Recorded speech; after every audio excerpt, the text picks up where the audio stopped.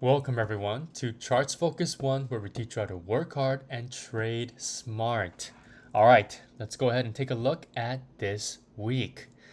So, SPY ended up with a very bearish candlestick on Friday. Now we know the reason why.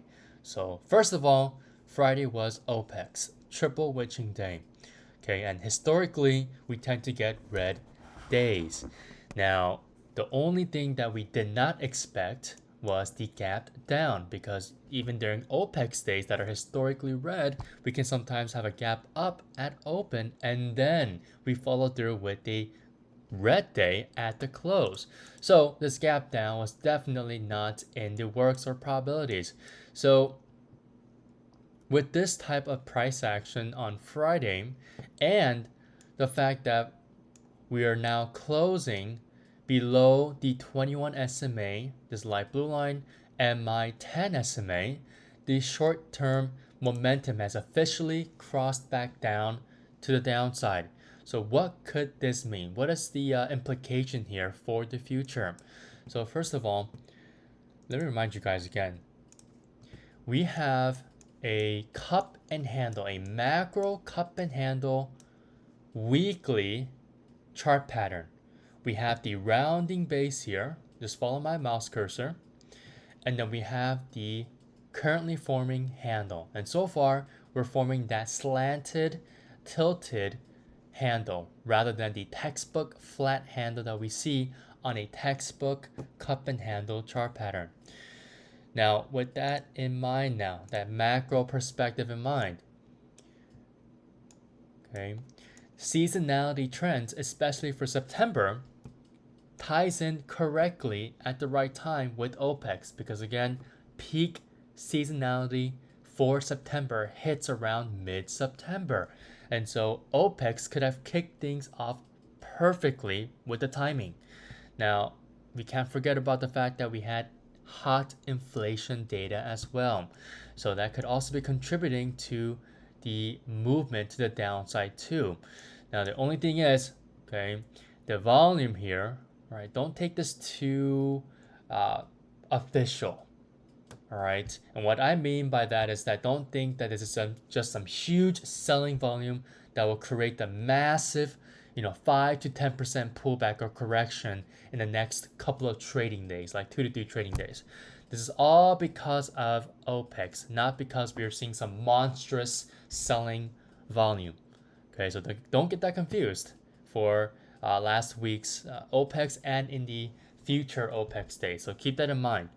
Now, obviously, though, this was a great reason for sellers to come in, obviously, overnight from the gap down and for the rest of last Friday from open all the way into the close because the intraday trend was lower highs and lower lows, making it a textbook downtrend. Now, the one thing that you guys should know is that we haven't yet made an official lower low. Why? Because we haven't crossed below this candlestick's low, which was at 442.75. And last Friday, we ended up with a weekly low at 442.92. So only a couple cents off. And that's most likely going to be broken to the downside. And we will get that official lower low because this week we should be seeing a continuation of this downtrend. And probably tomorrow, we might get a nice little bounce to the upside, kind of to retest the 21 SMA. Or if we do see a lot of volatility, okay, we might just see a retest of the 10 SMA since we just closed below the 10 and the 21 SMA for the first time since we've reclaimed both of these two, or at least, okay, stayed in between these two SMAs, my short-term momentum SMAs. So with that clearly in mind, there's a good chance we can see a very volatile day-to-day price action, but at the same time, the overall trend should now be to the downside as seasonality trend for September continues to peak all the way into the end of September. And that's exactly what I'm expecting. And that brings me to what we should be expecting all the way into the end of quarter 3 and into quarter 4. So for SPY, okay, as you guys already see here, I've drawn a nice price trend path, or just a simply price path here for you guys to be able to see. So based on what I've, kind of a general price path, what I've drawn here, it kind of makes sense that we are consolidating or forming the handle part of this macro cup and handle chart pattern that I just showed you guys a couple minutes ago on the weekly time frame. And with this consolidation, we're obviously forming that micro handle, this tilted or angled handle. But if we're just focusing on the daily time frame, we're simply forming a descending channel, right? Or if you guys just want to go out on the daily time frame, it just seems like we're making a very, very nice bull flag, right? It's subjective. So you can call it a bull flag, or you can just focus specifically in this area and call it a descending channel, or it can be a bit more macro and just say it's a handle of that macro cup and handle chart pattern. Again, it's all pointing to the same thing. We're looking at the same thing. Doesn't matter what you choose to look at it as.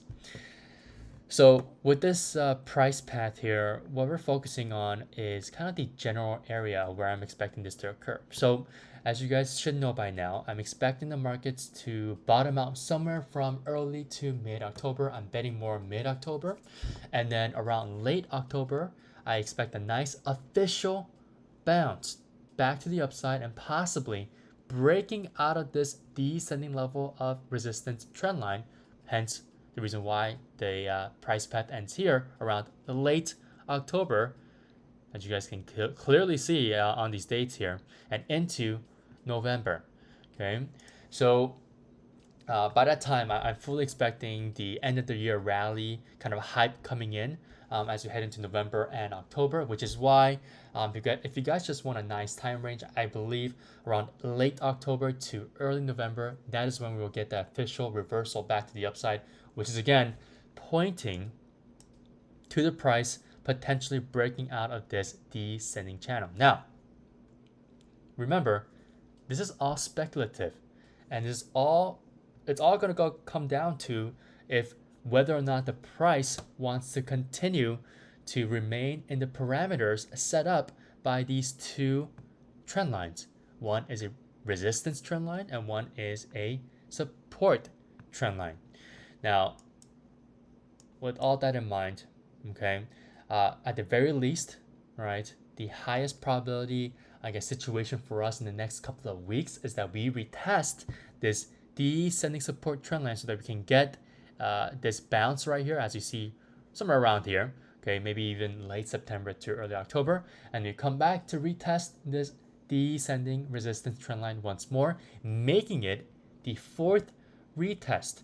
So that could possibly mean that we can see a nice breakout out of this descending resistance trend line, because again, we've had 3 failed attempts to break to the upside already. Okay, so we have 1, 2, 3.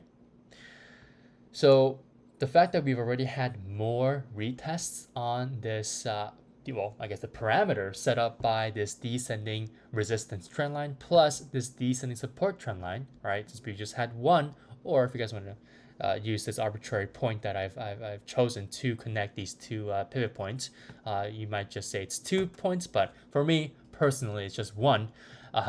We're definitely going to be able to see a wanting of the price to want to break higher over this descending resistance trend line. Okay, but that is all predicated on the fact that we're going to see some type of a bounce at this descending support trend line for a second time. Okay, now again, I'm going to end this analysis of SPY by saying that you guys should be taking this with a small amount of confidence, because again, this is all based off of historical averages, seasonality, right? We're putting in time here with the analysis. So again, the price can bounce off at any time at any level of large support or large area of demand, and then possibly we can have a nice breakout into October, right? Anything can happen. So again, take it with a pinch of salt, okay, and don't take it too seriously, because the most important thing to remember is that we follow the price trend. And so, what is the market going to tell us this week? Well, it looks like we have a short term downtrend in our hands. And how do we know this again? Well, last week's performance, last Friday's close, and my short term momentum SMAs are curling to the downside. And OPEX was clearly a day for shorts to come out of their caves, the bears to come out of their caves, and start piling their money into shorts to push the market prices lower. Now, where do I expect the market to bounce for an actual intermittent bounce? Well, somewhere around 437. Why? Well, that's exactly where we held last time. And that's the reason why we're able to come back up to retest this upper range, or at least this descending resistance trend line for the second time. Okay, so 437 is kind of the intermittent bottom. And at some point, I'm obviously going to, well, it should be obvious by now, we're going to be retesting this descending support trend line for that second retest, and then obviously come back up to have that fourth retest on this descending resistance trend line. Okay, so make sure you guys keep all of that in mind. But as you go through each week by weekly on a weekly basis, make sure you guys are keeping in mind that the short-term trend is what we need to be focusing on for now, even if we do have, let's say, 100% accuracy rate for the macro perspective on SPY. Okay, so with that type of analysis, all right, you have one or two possibilities here. Okay, you can either try to hold a short position to capture every single move to the downside until we retest this descending support trend line for a second time, or we can just simply wait it out. Wait until we see an official reversal back to the upside somewhere around, like I'm saying here, in a very speculative manner, okay, somewhere around late October to early November. Okay, so those are your two options. All right, so with all of that in mind, let's take a look at our first name. So we're going to keep it short this week. NCNO. So this is looking very, very nice. So this one has a very large base, and as it's basing, it's forming what we call a very textbook inverted head and shoulders chart pattern. Okay, and when we see this on the weekly time frame, I get very excited. Why? Because they tend to have a nice reversal back to the upside. Because, well, if you zoom out further, or just take a look at the monthly time frame, NCNO has been downtrending ever since it IPO'd. Okay, so this is not a good sign. This is a what we call a bottom right chart. However, okay, when we have a base setting up like this, it's too hard to ignore just because of the fact that it's a bottom right chart. So we want to be able to capture a large reversal back to the upside. So if that is going to happen, we need to form a very nice bullish chart pattern. And here we go, right? We have an inverted head and shoulders chart pattern. And on the weekly time frame, we have both of my weekly 10 and 21 SMAs curling to the upside, plus they're both over the weekly 50 SMA as well, and has been, again, this weekly 50 SMA has been a huge crux to this name as it tried to break out to the upside and try to have a reversal. If you guys remember, in 2022, SPY was having really bad problems with the the weekly 50 SMA. So for the fact that this name has been holding above the weekly 50 SMA for multiple weeks at this point now, and now for the fact that we're seeing support being held at the 10 and the 21 SMAs, shows very good promise that this inverted head and shoulders chart pattern on the weekly time frame is going to be providing us with a very nice breakout. Okay, so with that in mind, if you go on the daily time frame, we have a large level of resistance at $33.50, this whole number level. We've tried to attempt to break over it twice. How do we know? Well, right over here, okay, 33.63 and 33.73. So if we do get a third retest at this area here and we try to get over 33.50, okay, I can see a potential breakout happening this week, and we don't want to miss that. Why? Well, I just explained it on the weekly time frame. So this name is obviously very strong compared to the market. I mean, if you take a look at the pullback that we've been seeing since August, so for SPY, for the overall markets, NCNO has been doing absolutely well, and earnings was able to uplift the price even higher as well, even though this name was already an early relative strength name. Okay, so NCNO, if you're able to get a nice entry point over 33.50, that results in a breakout out of this supply area or supply level at 33.50, we should be seeing a straight rocket to 36 to 36.50 and ultimately $38. Okay. All right. Our last name here is GM. Now, there is a major reason why I wanted to talk about GM. So make sure you guys read the newsletter first because I explain it all. And I've also explained it last time in last week's technical analysis video as well. So if you guys need a refresher here, make sure you guys go back to last week's technical analysis video and then come back to this one. So General Motors, okay, it looks like it's about to stage another reversal back to the upside. Well, how do we know this? First of all, check the weekly time frame. We are at a very large demand area. And every single time we come into this rectangular boxed area that I've drawn here, we tend to stage a very nice reversal. Okay, we can be going straight up for multiple weeks at a time. Now, the most obvious thing here is that we come back down to this supply area, the demand area way too many times. So this just, this has to be questioned. GM most likely does not have enough buyers to be able to get away from this demand area. So what does that mean?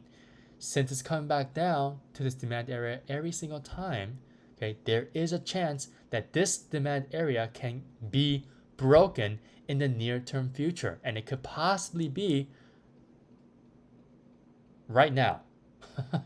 Right? Because we're now back in this demand area again. So if we count here, okay, 1, 2, 3, 4, 5. So this is our 5th time coming back to this demand area.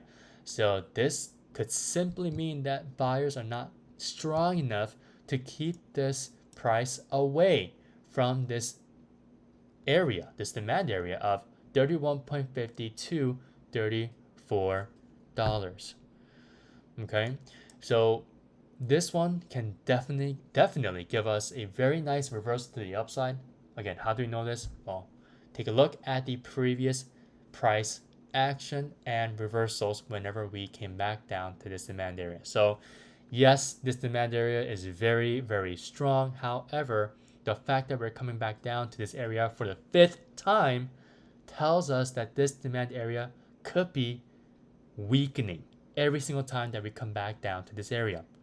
So who knows, in the near-term future, we can be seeing a break below 31.50, which will make all of this progress that the price has made, well, obviously not a big progress since we came back down to this demand area for the fifth time. It will make it into a huge, huge area of supply, and we can revisit 2020 lows. Dun dun dun. Right? So GM is one of those companies that has not retested 2020 lows. Okay, March 2020 lows specifically. So there is a possibility that we can see that. Now, with all that macro perspective in mind, let's be a bit more optimistic. So on the daily time frame, everything looks pretty good for a breakout over 34.20. This is the official breakout level. And with the increased volume as well last Friday, but remember, most, if not all names had increased volumes because it was OPEX. So we need to rule that out. So for the fact that we actually saw buyers coming in compared to the overall market sellers that came in last Friday, okay, this is a better angle to be looking at this name rather than the volume because again, OPEX. There's a chance that we can see continued move to the upside once we're able to hold over 34.20. And also, you guys have to remember that relationship that I gave you guys with that other name, specifically that inverse potential relationship. And it also involves Ford, ticker symbol F. Okay, so make sure you guys go watch that video.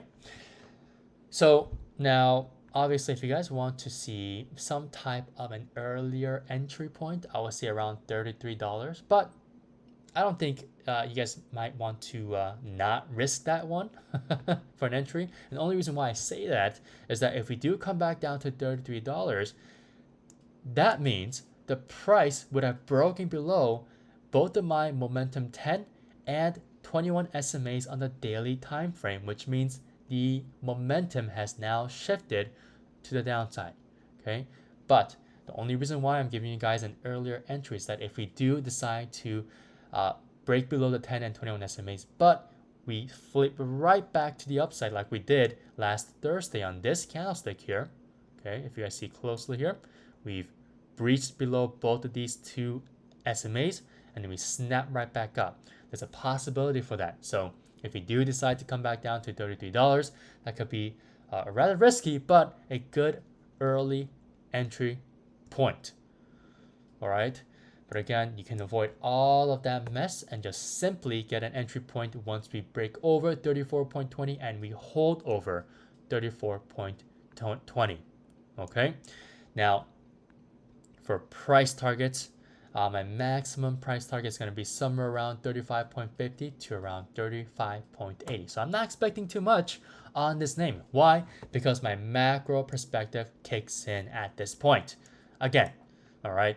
So if we do decide to break down and potentially we could be seeing a potential bear flag at this fifth retest of this huge demand area from 31.50 to 34, then we need to be ready for that. Okay, so hopefully GM can make or at least stage another reversal that we saw, one of the reversals that we saw here, okay, multiple times here, so that we can see a nice long profit for this name as a swing trade. All right. Okay, so and that is it for this week. Right, make sure you guys are always constantly having a stop loss. Okay, it doesn't matter if it's a physical one or a mental stop loss. Make sure you at least have one. Okay, and make sure you guys always execute that stop loss. All right, have a great rest of your night. I'll see you guys tomorrow morning and good luck.